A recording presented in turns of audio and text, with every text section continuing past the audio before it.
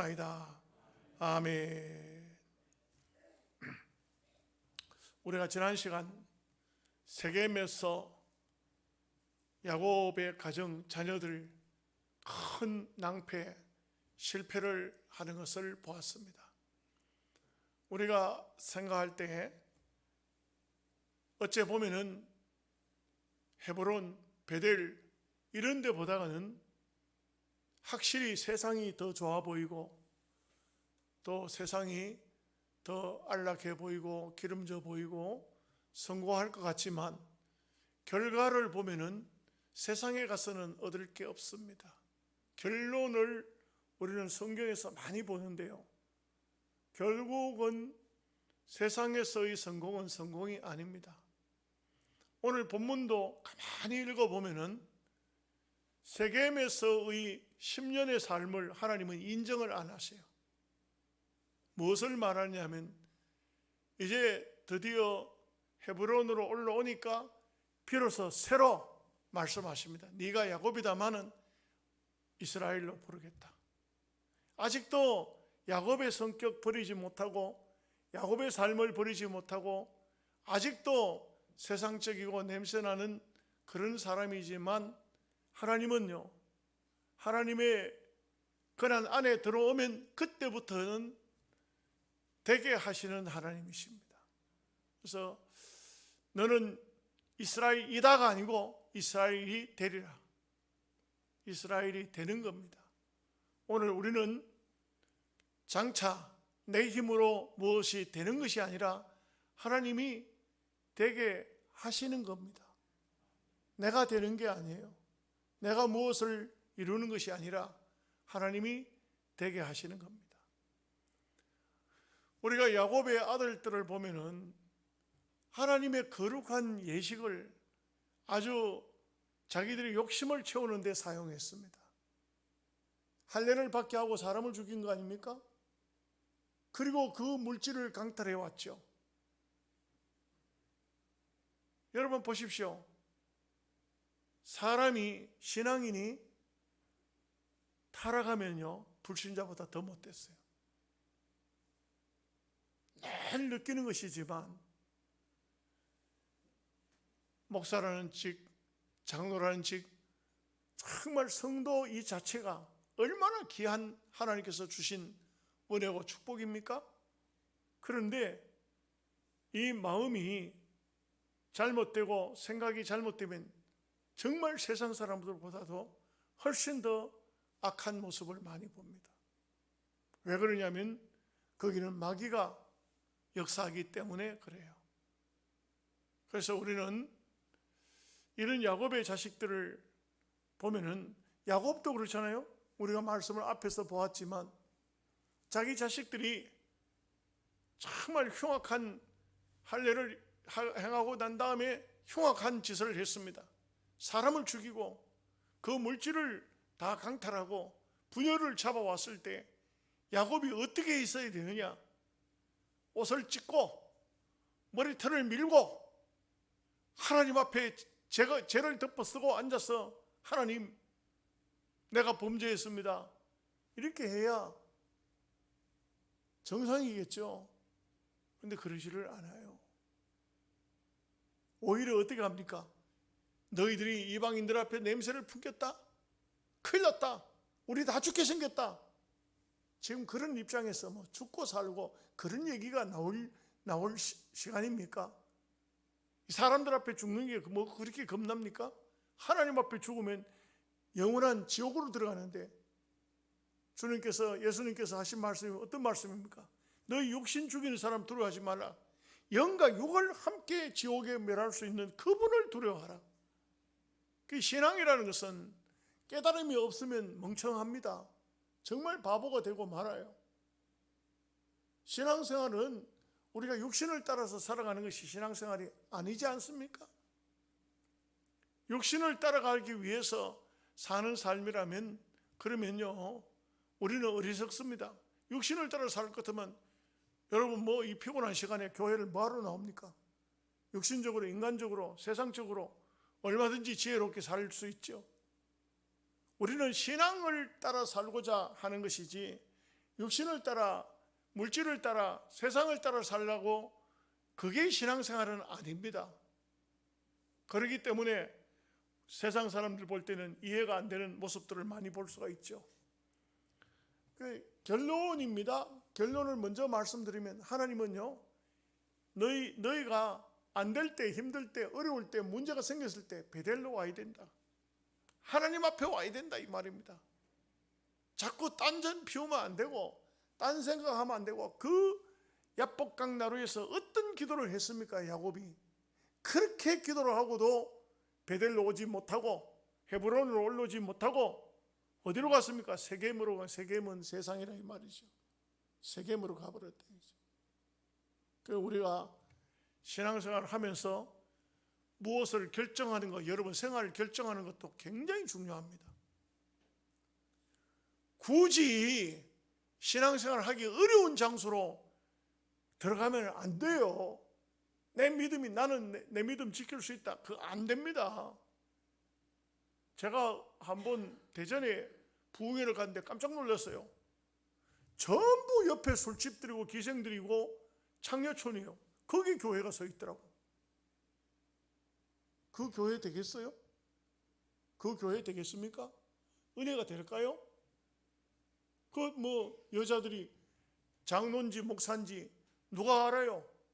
교회 가는 사람 보고 놀다 가라 하고 붙잡고 그런 지역에 거기 교회가 있더라고. 그래서 내가 그 목사님 보고 그랬어요. 목사님, 교회 어려움 없습니까? 왜요? 우리 교회요, 부흥될만 하면은 사탄이 역사해가지고 교인들 다 떨어지고, 이 사탄의 역사가 얼마나 심한지 모르겠다. 그래서 내가 그랬어요. 목사님, 여기는 교회가 될 장소가 아니에요. 여기다 투자하지 마세요. 교회가 3층 건물인데 여기다 뭘 자꾸 투자를 하냐고. 목사님, 정신 차려야 돼요. 여기 안 돼요. 여기 안 된다고. 갈만한 장소가 없고 가면 교인들 떨어지고. 쓸데없는 소리 하지 마시오. 예배당이 있을 장소가 있고 있어서 안 될 장소가 있죠. 예. 유명한 중국의 맹자의 어머니의 삼천지교라는 말도 있는데, 공동묘지 옆에 시장가에 이런 데 해가지고는 안 되잖아요. 그 세 번째 이사를 가니까 서당 옆에 갔더니 애가 걸리는 흉내를 내더라. 걸리는 흉내라도 내야 되지. 예? 그러니까 나중에 가니까 참 유명한 그런 역사적으로 인물이 나왔잖아요. 그 어머니 역할이잖아요. 오늘 우리도 그렇습니다. 정말 신앙생활을 제대로 하려고 하면은 참 내가 신앙생활을 찾아야 돼요. 신앙생활 잘할 수 있는 그런 곳을 내가 직장도 가정도 생활도 그런 곳으로 찾아야지. 돈 잘 버는 장소로, 환경 좋은 장소로, 사람들이 많이 있는 장소로, 우리 아들 출세하기 좋은 장소로, 그 사람 다 실패하고 맙니다. 결국 실패해요. 우리는 결말을 보면 우리는 성경을 통해서 많은 결말을 성경을 통해서 보여주고 있습니다. 알고 있어요. 그러면서도 목사님, 그거는 목사님 설교고요. 우리가 살아보면 환경은 그렇지 않습니다. 절대 그렇지 않습니다. 여러분, 좋은 환경, 좋은 여건 쫓아 살 것 같으면 그러면 저는 이런 설교할 자격이 없어요. 그렇지 않겠어요? 저도 얼마든지 인간적으로 갈 곳이 없어서 영양에서 한 생을 살겠습니까? 그렇게 생각하는 분도 계시겠죠. 그렇지 않다고도 할 수 있습니다. 얼마든지. 우리가 언제든지 나의 삶을 신앙에다 맞추느냐, 세속에다가 맞추느냐, 이것은 여러분들이 정할 일이지만 분명한 것은 결론은 세상적으로 가면은 가정도 자녀도 후손도 잘 안 됩니다. 그래서 믿음에다가 맞춰야 됩니다. 자, 이제 1절 말씀 다 함께 같이 보겠습니다. 하나님이 야곱에게 이르시되 일어나 베델로 올라가서 거기 거주하며 내가 내 형 에서의 낯을 피하여 도망하던 때에 내게 나타났던 하나님께 거기서 제단을 쌓으라 하신지라. 제단을 쌓으라. 예배를 시작하라. 올라가서 하나님을 먼저 만나라. 하나님은요, 야곱이 세겜에 있지만 야곱아, 내가 나타났다, 내하고 대화하자, 내하고 얘기하자. 여기서 하나님께서 어떤 역사를 하시지 않았어요. 올라오라. 하나님이 여기도 계시잖아요. 분명히 나타나셨잖아요. 그러나 거기는 하나님이 어떤 성령의 영감도 어떤 역사도 하지 않습니다. 올라오라는 거예요. 세상에서 실패했을 때 다시 예배의 자리로, 기도의 자리로, 거기가 출발점이 되어야 돼요. 새 출발이 거기서부터 시작돼야 돼요. 예배, 기도, 말씀 다 하고 난 다음에 마지막에 가서 아닙니다. 먼저 시작해요. 지금 힘들고 어려워도 먼저 하나님 앞에서부터 출발해야 돼요. 재단에서부터 출발해야 돼요. 2절 말씀 보겠습니다. 같이 봅니다. 야곱이 이에 자기 집안 사람과 자기와 함께 한 모든 자에게 이르되 너희 중에 있는 이방 신상들을 버리고 자신을 정결하게 하고 너희들의 의복을 바꾸어 입으라. 여러분, 이게 참 세 가지를 이 본문에서 말씀하고 있는데요. 첫째는 베델에 올라가려고 하면 첫째는 이방 신상을 버리라. 이방 신상이 실제로 있었습니까? 있었죠. 라헬에게도 드라빔이 있었지 않습니까? 금으로 만든 이렇게 우상이 있었어요. 그 자기 라헬 아버지에게서 훔쳐가지고 온 것이죠. 그런데 라헬만 있었겠습니까? 여기 여자들이 4명이나 있었는데 라헬과 레아는 그런 대로 괜찮다고 하지만 그 외에 두 첩 여자, 이 여자들한테는 없었겠습니까? 다 있었겠죠. 뿐만 아니고 여기에 보면은 나중에 보면 나오지만 귀걸이까지, 이 귀걸이도 거기에도 뭔가가 그 학자들이 하면 귀에 거는 귀걸이지만 오늘날 여인들이 귀걸이 하는 그 반짝반짝하는 어떤 작은 액세서리 이런 것 정도가 아니고 이 귀에도 달고 다니는 것이 그 끝부분에 우상 어떤 형상이 달려져 있는 그런 귀걸이를 하고 있었다. 이방인들이 그렇게 주로 저 근동 지방에 가면 한다고 합니다. 그러니까 이런 것들을 다 제거를 하라. 그 다음에 정결하게 하라. 자신을 정결하게 하라. 이 회개입니다. 회개. 정말 정결하게. 그 다음에 의복을 바꾸라는 것은 완전히 그 생활 자체를, 삶 자체를 전부를 정결하게 깨끗하게 바꾸라는 것입니다. 이것이 바꿔질 때에 베델로 올라가는 것이 중요한 것이 아니고 먼저 생활과 삶의 가정에 더럽고 추한 것들을 제거하는 이것이 먼저 선제되어야 된다는 것을 말하고 있습니다. 3절 말씀 보겠습니다. 우리가 일어나 베델로 올라가자. 내가 할란 날에 내게 응답하시며 내가 가는 길에서 나와 함께 하신 하나님께 내가 거기서 제단을 쌓으려 하노라 하며, 이 야곱이 이제는 정말 결심을 한 것 같아요. 그래서 자기 가족들 모두에게도 이런 말씀을 했지만 본인도 이제는 내가 다시 신앙을 회복해야 되겠다. 그래서 에서를 피하여 도망하던 그곳에 제단을 쌓으려고 거기 가서 제단을 한번 쌓겠다. 하나님을 다시금 만나겠다. 이렇게 하는 것입니다. 4절 말씀 봅니다. 그들이 자기 손에 있는 모든 이방 신상들과 자기 귀에 있는 귀고리들을 야곱에게 주는지라. 야곱이 그것들을 세겜 근처 상수리 나무 아래에 묻고, 이제 집안에 있는 제일 가정을 정결하게 하고 삶을 정결하게 하는 것은 제일 먼저 하나님이 가장 싫어하는 우상들을 제거해야 됩니다. 그렇지 않고는 이것이, 이 우상이 집안에 있으면은 안 됩니다. 그래서 그것을 먼저 정결하게 하는 것, 제거하는 것 참 굉장히 중요하죠. 신앙인들 가운데서도 믿음의 생활 잘하는 사람들도 보면은 버려야 될 것을 버리지 못하는 사람 많아요. 이게 아까워서, 안 돼서. 제가 우리 교인들 집에 한번 예배드리러 간다고 가서 보니까 불교에서 쓰는 옛날 등이 있어요. 옛날 등. 근데 불자가 딱 새겨져 있는 것인데 이게 옛날 그 속에다 촛불을 넣으면 바람이 불어도 촛불도 안 꺼져요. 그렇게 해가지고 이렇게 들고 다니는, 옛날 그 참 어두운 시절에 쓰던, 조선시대에 쓰던 그게 그 집안에 이렇게 보니까 있어요. 그 내가, 야, 이 권사님 집에 왜 저런 게 있을까? 그 물어보면, 목사가 물어보면 교인들이 또 굉장히 그것도 좀 그렇잖아요. 그 내가 이렇게 몇 번 쳐다봤더니, 그랬더니 이제 그 얘기를 해요. 아, 저게 가치가 있고 아주 비싼 거라서 보관하고 있다고. 누구한테서 저걸 얻어서 보관하고 있다고. 아무리 가치가 있고 아무리 돈이 되고 아무리 뭐 문화재급이라 할지라도 신앙적으로 볼 때 좋지 않은 것은 제거해야 됩니다. 나중에 보니까 저 대전 천안입니까? 그 독립기념관에 거기다 갖다 줬다 하더라고. 근데 뭐 나는 볼 때 그것도 썩 마음에 안 들게요. 가감하게 그냥 놓고 발로 부사내 그냥 불질러. 그게 몇 천만이든 문화재든 상관없어요. 그냥 박살내.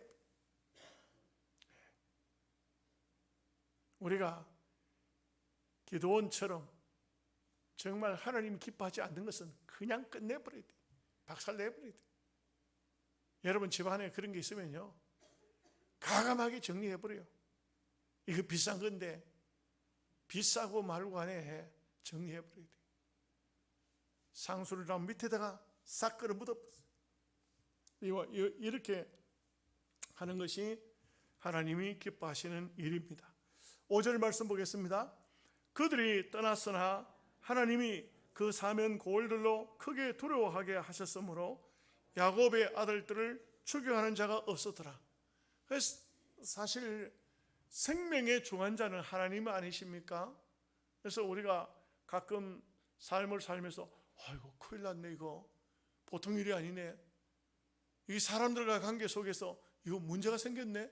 그런데 기도하고 한번 나가보십시오. 안 되는가? 됩니다. 해결이 돼요. 그런데 이걸 두려워가지고 겁을 내가지고 그렇게 하면 안 돼요. 전도를 하러 다닐 때, 복음을 전할 때도요, 어떤 데 가보면, 어떤 지역에 가보면 굉장히 두려운 사람들이 있어요.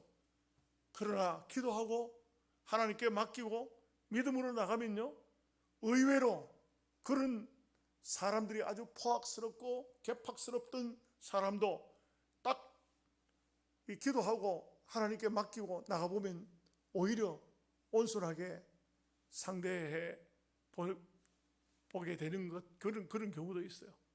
그렇기 때문에 사람들 관계는요, 하나님이 역사하시면 돼요. 그래서 우리가 전도하러 다닐 때요, 반드시 기도하고 가야 돼요.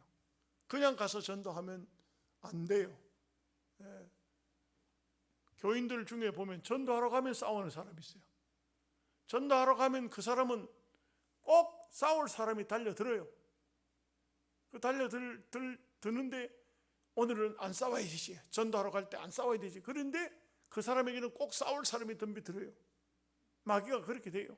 그래서 기도 많이 하고, 그리고 이 복음을 전하는 것은 사실상 내 힘으로 하는 게 아니에요. 하나님께 다 맡기는 것이죠. 힘들고 어려우면요, 말하지 않으면 돼. 상대를 하지 않으면 돼요. 이 복음을 전하는 것, 사람의 마음은 하나님이 주관해 주셔야 돼요. 이 야곱에게 있어서도 주변에 있는 그 많은 사람들을, 그 가난한 사람들을 아주 포악스럽지 않습니까? 이방인들. 그런데도 그들이 두려워서 감히 야곱의 그 자녀들을 추격한 자도, 누가 시비를 거는 사람도 일체 없었어요. 6절 7절 말씀 보겠습니다. 야곱과 그와 함께한 모든 사람이 가나안 땅 누스 곧 베델에 이르고 그가 거기서 제단을 쌓고 그것을 엘베델이라 불렀으니 이는 그의 형의 낯을 피할 때 하나님이 거기서 그에게 나타나셨음이더라. 여러분이 엘베델이라는 말이 무슨 말인지 아십니까? 엘베델. 엘이라는 것은 하나님이에요. 벳 하는 것은 집이에요. 또 엘은 하나님이에요. 하나님이 하나님의 집에 계시더라고요. 하나님이 하나님의 집에 계시는 하나님을 만났다.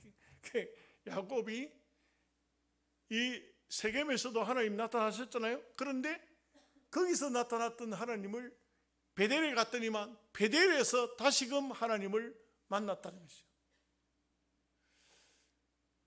여러분, 제가 요양원에다가 꽃을 많이 심었어요. 꽃을 많이 심었는데, 근데 실제로 꽃을 심게 된 것은 처음에는 제가 그 꽃밭을 만들어야 되겠다는 그런 생각을 별로 안 했어요. 몇 년 전에 우연히 이거 맨 땅에다 이거 뭘 좀 심어야 될까? 꽃잔디를 좀 심어야 되겠다. 이래가지고 꽃잔디를 좀 심었다가 보니까 그랬는데, 그 어떤 할아버지 집사님이 한 분 계세요. 그분이 신앙생활 하던 분, 우리 교회도 좀 나왔었어요. 베델에 계신 이분이 식사 시간만 되면 어떻게 기도를 하냐면은 꽃을 심기 전에도요, 그 할아버지는 누가 식사 기도를 대표로 시키는 것도 아니에요. 근데 본인이 큰 소리로 기도해요. 뭐라고 기도하냐면, 하나님, 제가 있는 이 요양원의 주변이 꽃밭이 되게 해달라고 그렇게 기도해요. 왜 그렇게 기도하는지 모르겠어요. 그래서 제가 이거 꽃밭이 되게 해달라고 기도하라. 이 꽃밭을 만들어 줘야 되나. 나는 하나님의 뜻을 이루기 위해서 꽃을 심었다고요. 여러분들은 아무도 안 믿으시겠지만 그 할아버지의 기도가 항상 그 기도예요. 항상 그 기도예요. 지금은 병원에 가 계시는지 잘 모르겠는데, 그 마음의 소원이 그대로 이루어지는 것이죠. 여러분들도 신앙생활 하면서 어떤 목표를 가지고 기도하는 것은 누구를 통해서라도 하나님은 이루신다. 반드시 이루어 주시오. 그래서 여러분 참 신기한 게 뭐냐면은, 그 요양원을 베델 요양원이라고 했거든요. 세상 사람들 베델이라는 말을 못 알아들어요. 설명하려고 하면 굉장히 힘들어요. 그 글씨도 베델이라는 말을 못 알아듣거든요. 그런데 집사람이 물어요. 요양원 이름을 뭘로 지을까? 내가 가만히 생각하다 베델이 좋겠는데 가있긴 해. 하는 말이 무슨 말이면, 나도 그 생각을 하고 있었다는 거예요. 네. 여러분, 누구든지 다 마찬가지지만 기도는요 절대 하나님께서 어떤 영감을 주면 한 사람에게만 주는 게 아니에요. 가족 식구들에게 어떤 소원을 기도하게 하면 그 소원은 같은 소원을 가지게 하고, 같은 기도를 하게 하고, 같은 뜻을 가지도록 하는 것입니다. 우리 교회라는 것도 그렇습니다. 교인들이 해마다 여러분들이 기도를 하든지 말든 간에 표를 해마다 바꾸어 답니다. 왜 그러냐면, 한번 보고 기도하기 시작하고 또 생각하기 시작하면 같은 뜻을, 같은 생각을 집중하게 되기 때문에 그런 것입니다. 그래서 우리는 신앙생활에 있어서 항상 베델, 베델, 하나님이 함께 하심, 하나님이 여러분의 가정에도, 여러분의 삶에도, 우리 교회에도 베델, 언제나 힘들 때는 하나님을 만나서 베델 되게, 내가 하나님 찾았더니 하나님을 만났다. 이 하나님을 만나는 이런 귀한 축복이 있어야 될 것입니다. 8절 말씀 보겠습니다. 니브가의 유모 드보라가 죽음에 그를 베델 아래에 있는 상수리 나무 밑에 장사하고 그 나무 이름을 알론 바쿠시라 불렀더라. 눈물의 상수리 나무 이런 뜻이에요. 알론 바쿠시라. 그 니브가의 유모 드보라가 그때까지 살아 있었다 이거죠. 그런데 죽었다. 나이 많았는가 봐요. 9절 말씀 봅니다. 야곱이 밧담 아람에서 돌아오매 하나님이 다시 야곱에게 나타나사 그에게 복을 주시고, 여러분 밧담 아람이 어디죠? 외삼촌 나반의 집이에요. 근데 여기 보면 참 제가 서론에서 말씀드렸듯이 밧담 아람에서 돌아오매 이렇게 했어요. 세겜에 10년 동안 있었다고. 지금 밧담 아람 얘기하려고 하면 10년 전에 했어야 되죠. 근데 하나님 안 말씀 안 하셨어요. 세겜에 갔을 때는. 그런데 드디어 이제 엘베델을 하나님의 이름을 부르고 시작할 때 하나님께서 드디어 이제 말씀을 하시는 겁니다. 야곱에게 나타나사 복을 주셨다. 이건 무슨 복이겠습니까? 영적인 복, 하나님과의 교통하는 것을 다시금 은총을 주셨다는 것이죠. 자, 특별히 이제 어떤 복을 주시는지 보십시오. 10절 말씀 봅니다. 하나님이 그에게 이르시되 내 이름이 야곱이지만은 내 이름을 다시는 야곱이라 부르지 않겠고 이스라엘이 내 이름이 되리라 하시고 그가 그의 이름을 이스라엘이라 부르시고, 하나님이 이스라엘이라고 불러주십니다. 이 무슨 얘기죠?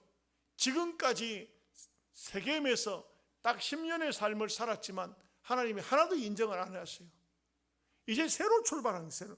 마치 바담 아람에서 돌아와서 이제 돌아온 것처럼 이제 또 하나님께서 시작을 하시고 야복 나루에서 기도하면서 받았던 이스라엘의 이름을 이제는 야곱이라고 부르지, 네가 야곱이다마는 야곱이라고 부르지 않고 이스라엘이라고 부르겠다. 하나님은 그렇게 불러요. 사람들은 야곱이라고 부르지만 하나님은 이스라엘이라고 불러요. 하나님은 장차 변화되어서 정말 하나님의 항태자로 살아갈 것을 보고 계시는 것입니다. 11절 말씀 보겠습니다. 하나님이 그에게 이르시되 나는 전능한 하나님이라 생육하며 번성하라. 한 백성과 백성들의 총회가 내게서 나오고 왕들이 내 허리에서 나오리라. 이것은 어마어마한 영적인 건세와 복을 말씀하고 있는 것입니다. 야곱은 족장 중의 족장, 왕 중의 왕이 될 것을 하나님께서 선언하고 말씀하신 것입니다. 야곱은 야곱의 허리에서 수많은 야곱의 앞으로 장차 야곱의 허리에서 야곱의 후손들 중에 수많은 왕들이 나올 것을 하나님께서 말씀하는 어마어마한 복이라고 할 수 있습니다. 12절 13절입니다. 내가 아브라함과 이삭에게 준 땅을 내게 주고 내가 내 후손에게도 그 땅을 주리라 하시고 하나님이 그와 말씀하시는 곳에서 그를 떠나 올라가시는지라. 하나님께서 야곱에게 명확하게 말씀하십니다. 얼마나 장차 야곱에게 후손들에게 복을 주실 것인가 명확히 말씀을 하시고 떠나셨다 이것이죠. 14절 15절을 보겠습니다. 야곱이 하나님이 자기와 말씀하시던 곳에 기둥 곧 돌기둥을 세우고 그 위에 전제물을 붓고 또 그 위에 기름을 붓고 하나님이 자기와 말씀하시던 곳의 이름을 베델이라 불렀더라. 너무 감사하죠. 야곱이 한 행동을 보면은 전혀 하나님 앞에 은혜를 받을 수 있는 그런 입장이 아니에요. 그런데도 하나님은 야곱을 버리지 않고 책망도 안 하시고 야곱에게 이와 같이 복을 주시는 겁니다. 여러분, 우리가 곰곰이 한번 생각해 보시죠. 우리가 하나님 앞에 복 받을 짓을 얼마나 했습니까? 얼마나 착하게 살았어요? 얼마나 선하게 살았습니까? 그런데도 불구하고 하나님은 말씀대로만 우리가 살면 하나님이 이와 같이 복을 주시겠다는 겁니다. 우리는 잘한 게 없어요. 특별한 존재가 아니에요. 하나님이 주시는 겁니다. 우리가 믿음의 생활을 잘 하셔서 우리와 우리 후손들이 반드시 복받는 귀한 역사가 있으시기를 간절히 바랍니다. 기도하겠습니다.